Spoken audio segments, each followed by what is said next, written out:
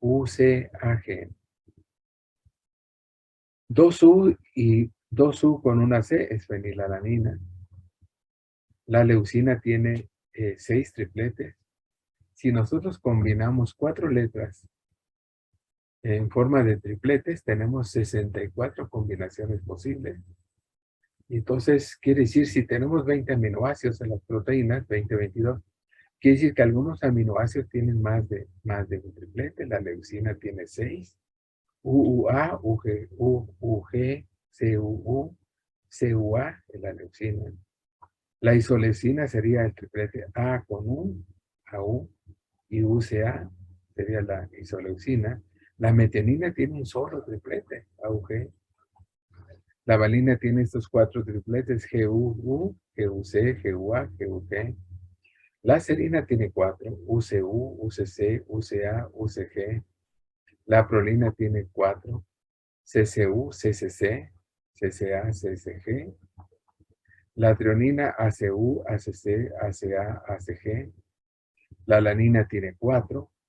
Y aquí hay unos tripletes que representan fin, UAA y UAC, ¿no? Sí. Y UGA son 3 tripletes, se llaman tripletes de terminación. ¿Qué quiere decir esto? Que cuando el ribosoma ve el triplete UAA, UAG o UGA, ahí va a parar la síntesis de proteína. Es la señal de alto que viene en el mensajero para parar la síntesis de proteínas. UAA sería UAG o UGA, serían tripletes de terminación, ¿no? UAG sería como la Universidad Autónoma de Guadalajara, UAG, sí, Universidad Autónoma de Guadalajara. Está la Autónoma de Guadalajara y está la UDG, ¿no? La Universidad de Guadalajara. A las 9 entrevistamos, me tocó estar en la entrevista de un candidato que entra al programa de biomedicina, que venía ahí de la UDG, ¿no? De la Universidad de Guadalajara. La UAG es en este caso, es un triplete de terminación, ¿no? Esta puede ser Universidad Autónoma de Aguascalientes, no sé. Y UGA, no son los tripletes de terminación. La histidina CAU, CAC. La lisina es triple A, AAA o AAG, la lisina, ¿sí? Nosotros tenemos el triptofano, al igual que la metionina tiene un solo triplete, UGG, el triptofano. La arginina tiene varios tripletes, 4. La serina tiene 2, la arginina tiene 2, y la glicina tiene 4 tripletes, ¿no? GGU, GGC, GC, son los tripletes que ríen, ¿no? GGA es glicina, no ve el ribosoma como glicina. Y GGG en el mensajero, el ribosoma lo ve también, o va a incorporar, cuando ve el triplete GGG que ríe, va a incorporar el aminoácido G, que es la glicina, ¿no? Ríe todo el camino. Entonces, ¿qué quiere decir esto? La elucidación del código genético es importante por varias razones. Una de ellas es que los métodos de secuenciación de DNA o RNA son muy rápidos, son rapidísimos. Y si nosotros sabemos la secuencia del gen o la secuencia de nucleótidos en el RNA mensajero, indirectamente ya aplicando el código genético podemos saber la secuencia de aminoácidos en una ¿qué? En una proteína. Ya vimos métodos que está la técnica Maldi-Doppler, espectrometría de masas, que permite secuenciar las proteínas a partir de los mapas trípticos, pero también otros métodos a través de la secuencia del gen en el DNA o del RNA mensajero. Entonces, ¿cómo lo hacemos? ¿Cómo se hace en este caso? Vamos a considerar en este ejemplo que este DNA es la cadena de Crick que viene en dirección 3', 5'. Y tiene esta secuencia, ¿no? CCC, aquí le puse una separación amarilla para indicar que viene como triplete la información. AG, AC, CCT, CGT. Al transcribirse al RNA mensajero, si la RNA polimerasa ABC va a incorporar la letra G, de acuerdo a Watson y Crick. Son 3C, aquí vamos a tener el RNA mensajero 3Gs. Y el RNA mensajero viene de 5' a 3', la simple transcripción que damos es antiparalela. Si tenemos en el DNA A, en el mensajero vamos a incorporar U, uracilo. Si tenemos la letra G, vamos a incorporar la letra C. Si yo tengo A, vamos a incorporar U. Si tengo C, vamos a incorporar G. Si tengo T en el DNA, vamos a incorporar A en el mensajero. Ya que se haya transcrito el gen y tengamos el mensajero, ahora sí lo separamos por tripletes. Y vamos al código genético. El triplete querría GGG. Si en el mensajero está el triplete GGG, venimos al código genético. ¿Y qué aminoácido va a incorporar el ribosoma? Aquí se lo subrayé, GGG. Va a incorporar la glicina. Si en el mensajero viene UUC, buscamos U con C. ¿Qué aminoácido va a incorporar? Está subrayado en rojo, la fenilalanina. Si en el mensajero es UUG, ponemos a buscar aquí UUG. ¿Qué aminoácido va a incorporar? Es la leucina. Si es GGA, en este ejemplo, GGA, incorpora glicina. Y si es GCA aquí, el aminoácido que va a incorporar es la alanina. ¿Qué quiere decir? Que usando el código genético, si nosotros tenemos la secuencia del mensajero y conociendo que la información viene por tripletes, entonces ya podemos traducirla en una secuencia de aminoácidos. Entonces, por eso, otro método indirecto para secuenciar una proteína es aislando el RNA mensajero o aislando el gen en el DNA, secuenciándolo rápidamente. Si es el gen, lo transcribimos, o si es el RNA mensajero, directamente aplicamos el código genético, ¿sí? Para saber qué aminoácidos. ¿Ven? Muchas proteínas se secuencian así, ¿no? Aislando sus RNA mensajero, rápidamente pueden saberse la secuencia de aminoácidos de las proteínas. Naturalmente, si es una proteína conjugada que tenga un compuesto cánico, un grupo prostético, también hay que hacerle un cierto análisis bioquímico para saber cuál es el grupo funcional, el cofactor que la proteína tiene. Pero una manera así muy rápida de determinar la secuencia de aminoácidos, pues es interpretando lo que se llama el código, ¿quién? El código genético, ¿no? Por eso ha sido importante el código genético.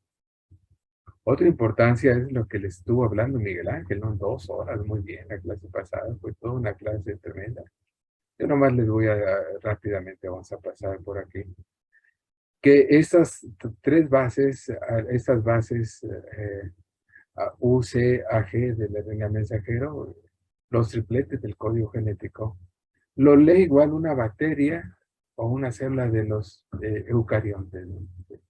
Podemos decir que el código genético es casi universal y eso ha permitido la ingeniería genética, ¿no? Aquí les hice un dibujo de lo que les explicaba Miguel Ángel. A través de los plásmidos que se cortan con enzimas de restricción, se puede incorporar un DNA de interés. Vamos a suponer que queremos hacer insulina, pues el gen de la precursor de la insulina, la proinsulina, se coloca aquí. Y tenemos un DNA quimérico, ¿no? Aquí trae el gen por información de la insulina humana. Y el plásmido, pues vienen de bacterias, generalmente, ¿sí? Los plásmidos. Por eso se le llama DNA quimérico. ¿Por qué se le pone DNA quimérico? Partes de humano y partes de bacteria, como las criaturas mitológicas de los griegos, las quimeras, ¿no? Aquí es como la cabeza de un león, la cola de una serpiente y el cuerpo de otro organismo, un chivo, no sé, ¿sí? Es una quimera, ¿no? La quimera. Entonces, este DNA que se construye, donde se incorpora un fragmento de DNA de interés humano, ¿sí? Es un DNA quimérico. Luego lo que se hace es transfectarlos, este DNA quimérico, a las células. Se pueden cambiar choques térmicos, les decía Miguel Ángel. Pero hay sí es un método donde se aplica corriente que se abren como los poros de las células e incorporan el plásmido. Se llama electroporación, ese método muy utilizado para modificar células, modificando la concentración de iones como el calcio, también puede en una célula competente incorporarse un plásmido. Y una vez que la célula adquirió el plásmido, ¿Cómo se enriquece la célula con el plásmido? Generalmente los plásmidos contienen información que les permiten tener resistencia a antibióticos, ¿no? Vamos a suponer si es resistente a la penicilina. Aquí en el plásmido está la información para hacer la penicinilasa, que es una hidrolasa, que hidroliza el anillo beta-lactama de la penicilina y se inactiva. Y esta, en presencia del medio con penicilina, la célula original que carece del plásmido se va a morir y se va a enriquecer la célula conteniendo el plásmido. Se crecen grandes fermentadores, se produce la hormona de interés y después se purifica, ¿no? Esa es toda una técnica que se llama ingeniería genética. Más adelante van a llevar ustedes este tipo de cursos cuando avancen, ¿no? En su programa, algunos de ustedes van a tener esa opción, ¿sí? Y entonces se ha usado para muchos propósitos, ¿no? La ingeniería genética. Aquí les tengo, por ejemplo, un ratón normal, ¿sí? Un ratón normal. Y un ratón transfectado con la hormona del crecimiento. Son hermanitos estos dos. Entonces, vean el tamaño del ratón en el cual se clonó, se incorporó el gen de la hormona del crecimiento. Son de edad similar, estos dos ratones, con el ratón normal, ¿no? Se transfectó el embrión de esos ratones con el plásmido y se adquirió la información para sobreproducir la hormona del crecimiento, ¿no? O lo que se tiene de mucha esperanza, ¿no?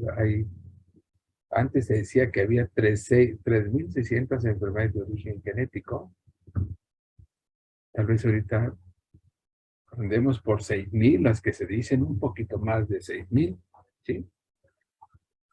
Y entonces es pues la terapia génica, ¿no? Un tratamiento final que va a curar a estas personas con diabetes, con enfermedades donde la presión sanguínea no se puede regular, algunos tipos de cáncer, etcétera. Pues va a ser cortar el gen que no produce la proteína de interés y meter un gen, una como cirugía molecular, ¿no? Meter un gen intacto para que la persona se cure, ¿sí? Y entonces se cree que esa tecnología de la ingeniería genética pues va a permitir ya en el futuro cercano la ingeniería, la terapia génica. Hace como 5 años la Unión Europea aprobó 2 tratamientos de terapia génica ya, ¿sí? Uno lo retiraron por el costo, $1.000.000 costaba. Y el otro se ha mantenido, aunque su costo es $1.200.000. La FDA recientemente revisó un proyecto también de terapia génica para un tipo de ceguera, donde se metió un gen, una opsina, que permitía a la persona ver, pero también el tratamiento cuesta también algo así como $1.000.000, un poquito más, bueno, pero ya empezaron las primeras formulaciones eh, eh, en cuanto en este campo de la terapia génica. Se espera que con las nuevas técnicas que hay de edición de genoma, como el CRISPR-Cas y otras nuevas tecnologías en el campo del DNA recombinante que está emergiendo, que el costo de la terapia génica pues empiece a bajar, disminuya, ¿no? A lo largo de los años, para que se haga esa terapia pues accesible. ¿Y esto qué ha permitido esto, no? Lo que ha permitido esto es la terapia génica. Lo que va a permitirse que se dé a cabo es, en este caso, que el código genético es universal. Entonces, el ribosoma, ¿lo que tiene que hacer cuando lee el RNA mensajero? El ribosoma lo que tiene que hacer es traducir el código genético, como aquí lo mencionamos nosotros, traducirlo. Es decir, a partir de los tripletes de bases que vienen en el mensajero, vamos al código genético nosotros, ¿sí? Y lo traducimos en una secuencia de un aminoácido, ¿no? Aminoácidos. ¿Quiénes son los que van a llevar los aminoácidos al ribosoma?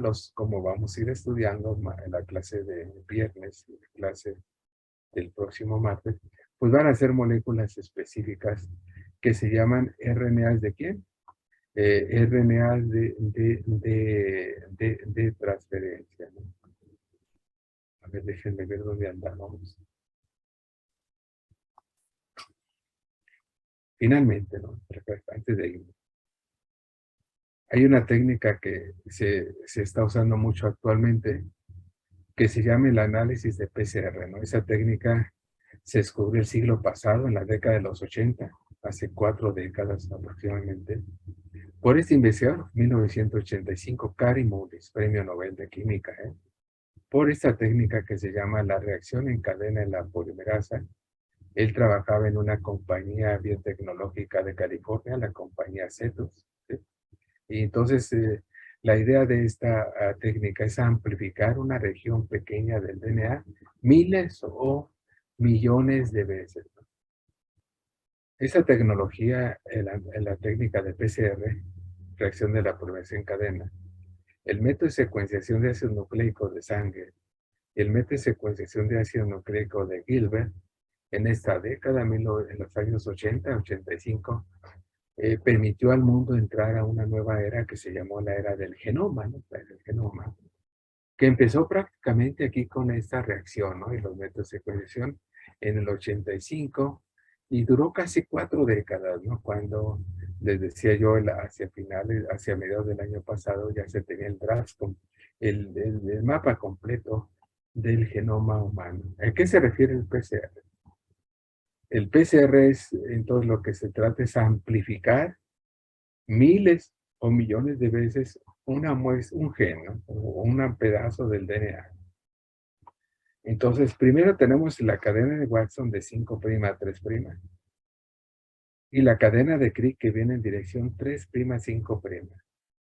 Nosotros ya sabemos, por lo que hemos estudiado de replicación o transcripción, para poder copiar el DNA y ponerle la polimerasa que copie este fragmento rojo que nos interesa, pues debe de existir una cadena de DNA molde. Entonces hay que abrirlo. Entonces los termocicladores, los aparatos que hacen el PCR, ¿sí? Pues calientan el DNA y se desnaturaliza el DNA, ¿no?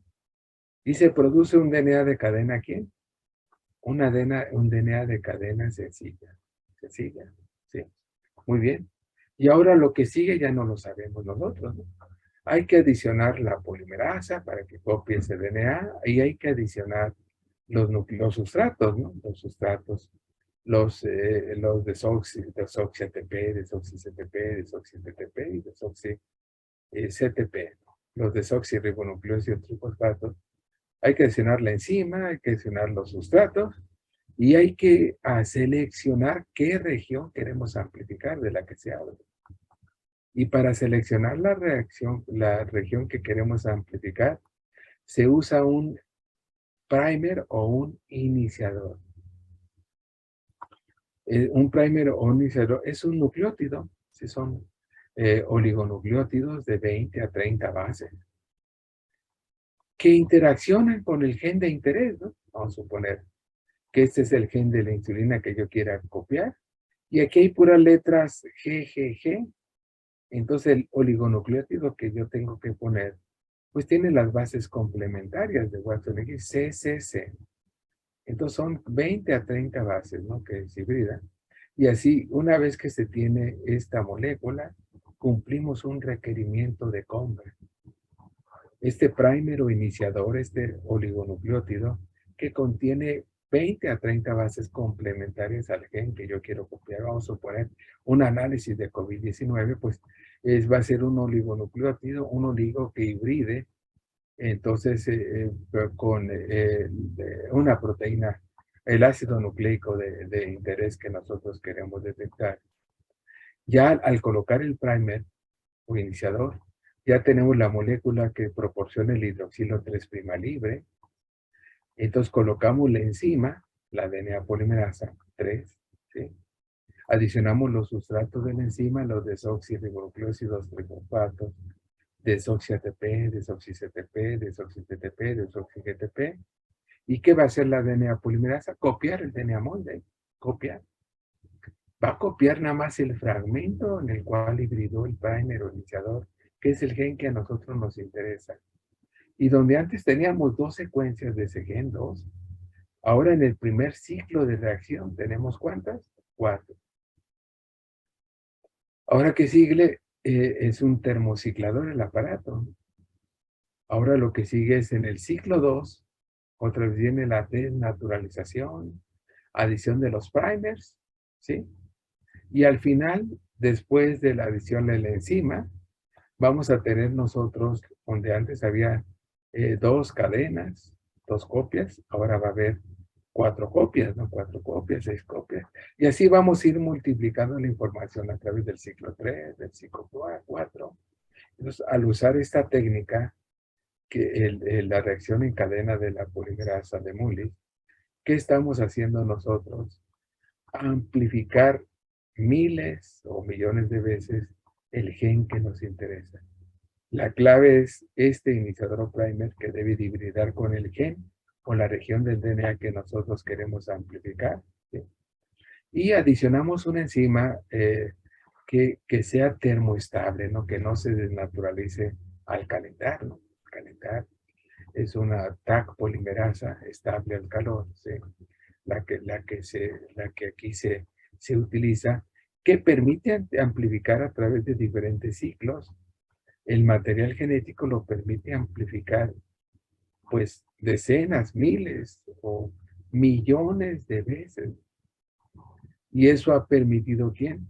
Pues ha permitido el aislamiento de muchos genes y ha permitido diagnosticar, pues, una gran diversidad de enfermedades, ¿no? Si es un virus, pues se va a amplificar una parte del ácido nucleico viral, ¿sí? Viral, y después se va a caracterizar por algunos de los métodos que ya les mencionaban. Se hace una electroforesis, como las que veían de los plásmidos, ¿no? En la agarosa o en algún gel para separar esa banda de referencia y debe de coincidir con la banda que tiene el virus control y control el control positivo o la bacteria que ustedes quieran identificar, o ese gen que amplifican, lo pueden ustedes colocar en un plásmido y con eso pueden transformar una célula, ¿sí? Y combinarlos con las técnicas de ingeniería genética, estas reacciones de PCR. Entonces, ¿en qué consiste la reacción en cadena de la polimerasa o PCR? De sus iniciales en inglés Polymerase Chain Reaction, que consiste en amplificar miles o millones de veces la información de un gen o de un conjunto de genes. Para eso se desnaturaliza el DNA, se abre la doble hélice para generar 2 cadenas de DNA molde y se agregan en este caso oligonucleótidos que hibridan con el gen de interés que nosotros, con la secuencia del gen de interés que nosotros queremos amplificar. Colocamos una DNA polimerasa que se estable en calor y los sustratos de la enzima y se copia ese fragmento. Después, una vez que tenemos ya en vez de 2, 4, entramos a un ciclo 2 y ahora vamos a tener nosotros, pues va a ir creciendo el fragmento del DNA que nosotros queremos amplificar. Fue un investigador americano, ya murió, ¿sí? Hace como 5 años, de Kary Mullis, de CETU, ¿sí? Que a él se le ocurrió este método, ¿no? De amplificar decenas, miles y millones de veces un fragmento del DNA. Y la clave fue aquí que él aisló una DNA polimerasa estable al calor, que aun cuando él caliente para abrir la doble hélice, como lo hacía aquí al inicio, ¿sí? Aunque él calentara, en presencia de la polimerasa no se, en este caso, no se desnaturalizaba, ¿no? La aisló del pez, termos acuáticos que vivían en esas aguas que están cerca de los géiseres, que están a altas temperaturas. Entonces, y después se helaron, pues, diferentes tipos de DNA polimerasa que se usan para las reacciones de PCR. Entonces hay que acalentar a cierta temperatura, no sé, 80 grados, hay que desnaturalizar. Y hay que bajarlo a, no sé, a 60, 65 grados, dependiendo de la parte que se va a amplificar. Y para que la enzima pueda copiar el gen, ¿sí? Copiar el gen. Y son ciclos, ¿no? Que suben la temperatura, la bajan, dejan la reacción de polimerización, luego vuelven a subir la temperatura, a bajar. Son termocicladores de esos aparatos que pues, han dado muchas ganancias a las compañías de diagnóstico clínico. A nivel de laboratorio, un PCR cuesta, pues no sé, costará tal vez 100 pesos. Y a nivel comercial, les pueden cobrar la prueba de PCR en 2,000 pesos, 3,000 pesos, o si les encajan un diente los laboratorios, hasta 5,000, 6,000 pesos les pueden sacar. Una prueba que a nivel de laboratorio cuesta 100 pesos. Claro, hay que tener el termociclador, que ya no son tan caros. Entonces, esta reacción en cadena de la polimerasa de Muller ha permitido aislar genes, clonarlos usando los plásmidos, y ha permitido, también se ha usado mucho en el diagnóstico de diferentes enfermedades, entre ellos el COVID, el COVID-19, pero muchas otras.